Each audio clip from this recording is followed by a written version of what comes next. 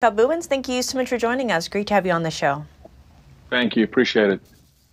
To begin, give us a sense of what the significance of the Jeffrey Epstein documents being unsealed is.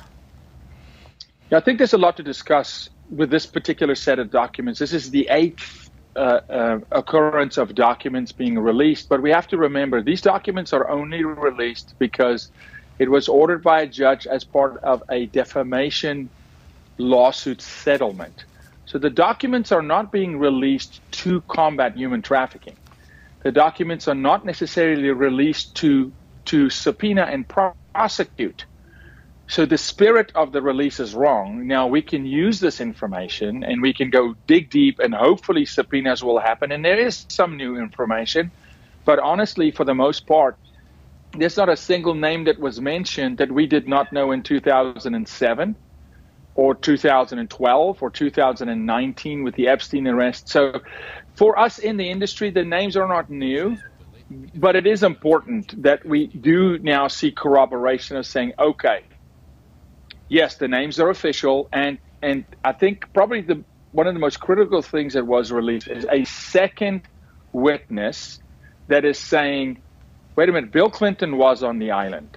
So I think that's a silver lining with the release so far for me, is that we can dig into these relationships and say, okay, let's continue to investigate, and then hopefully subpoena, cross-examine, and prosecute. Expanding on that, on the note of prosecution, how do we get there? You mentioned subpoenas, but it seems it's not just the clients, right? How do we find out who the buyers are? How do we go about 100%. that? That is the only question we should be talking about, because we have a Jeffrey Epstein incarcerated, lost his life, right? We have a Ghislaine Maxwell jailed and incarcerated under sex trafficking, yet we've never seen a single buyer on a witness stand. Not one. That doesn't make sense. You can't say they trafficked human beings, but there are no buyers. There is no trafficking without buyers. It's a crime of supply and demand, and because the demand is so high, there was supply. And that's what the names should lead to. The FBI is sitting, they confiscated Epstein video. So the names that were just released were names that were given to the FBI predominantly from Maxwell's testimony, Maxwell's trial. Give us the information you had since 2012 on Epstein. Give us the Epstein flight logs. Let's cross-corroborate those, and let's see who's in the videos. And take who's in the videos and cross-collaborate that with the names that are on the flight logs. And then go after those people and say, now we're going to get you into the court of law. We're going to cross-examine you to determine, are you a buyer? Now, when it comes to sex trafficking, it's more than this high-profile case. You've mentioned on your podcast that many, many children are being targeted in America alone while this case unfolds. What should be done here? Yeah, and thank you for that question, because I think at this point, America, we focus so much on Epstein, not really understanding what the climate of the crime is. It's a $152 billion industry selling women and children. It is arguably the #1 societal problem in our country. And it touches everything else, because crime begets crime. With sex trafficking comes debt bondage and debt labor and labor trafficking and money laundering and illegal, contraband smuggling. It all comes together. But it's proliferated our culture. The average buyer in the United States today, 2,000 cases, reported cases of human trafficking, sex trafficking specifically, that we have profiled over the last 2 years. The average buyer is a father of 2 who earns north of $100,000 a year. That means it's not who people think. It's in their neighborhood. It's in their church. It's in their schools. It's on every social media app. When I sit with people and I take a school auditorium full of kids, high schoolers, and I say, raise your hands if you've had this phrase asked of you in your DMs, right? And the hands go up. But I tell the principal before what that phrase means, right? They go pale.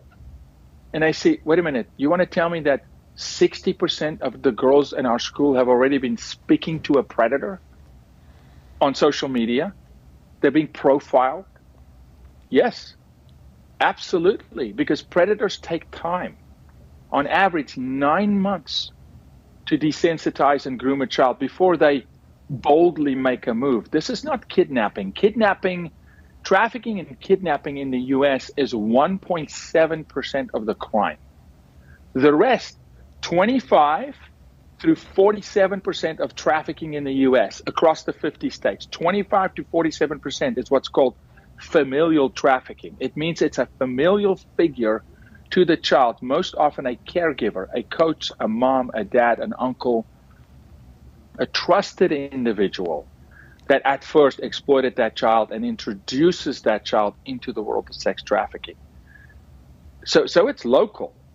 It should be personal to every American. And on that note, when it comes to the sex trafficking victims, given your own family history with this topic, how can they begin to get closure? Massive amount of healing, the right kind of healing. And we offer, look, on our website, helpjbm.org, we provide resources to families how to prevent it in their home, how to spot and identify a potential trafficking victim or a child at risk. But most importantly, the child who has already now gone through abuse. That is a very, very long journey. It's the most difficult work. Rescuing a child is not easy, but the work starts, and on average, it's a 3-to-1. So if a child is trafficked for 2 years, it's going to take 6 years of restoration and therapy and really rebuilding a life. It's a tremendously difficult job to do. We're under-resourced in the country, particularly for minors. And so I encourage parents to be proactive. And we, even the shirt I have on underneath says, save a child before they need rescue. Meaning, let's identify the children that are at risk, like the predator is identifying the child that is at risk. Let us identify them. Let us educate them, reinforce them so that they do not get trafficked. But for the ones who have been sexually exploited, sexual abuse, trafficking, rape, that's a rebuilding process that takes time, and it takes particular resources. And we always need more resources, but we have substantial resources to offer to families. And they can reach out to us, and we'll point them in the right direction in any of the 50 states. Jaco Booyens, thank you so much for your time. Appreciate you very much. Thank you.